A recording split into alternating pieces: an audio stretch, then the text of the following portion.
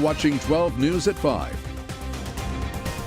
The Kansas Highway Patrol has written at least 2,600 tickets in each of the last 5 years. This for drivers going over 100 miles an hour. It's why KHP is once again pushing Kansas lawmakers to pass legislation that would increase the penalties for what they call excessive speeding. Dylan Domingue explains what the punishment could be if you're caught.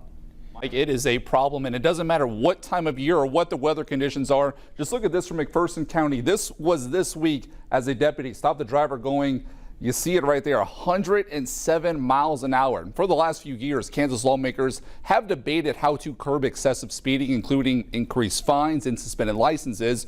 But those bills did not pass. But the Kansas Highway Patrol says this year's legislation has the best chance to be approved and is enforceable. So here's what it is. Senate Bill 113 says anyone caught driving going over 100 miles per hour or 35 miles per hour over the speed limit would be considered reckless driving. This is a misdemeanor in the state of Kansas.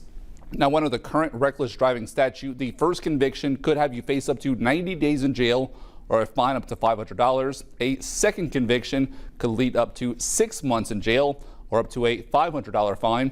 KHP says this is a stronger penalty that they say is needed to warn drivers to slow down.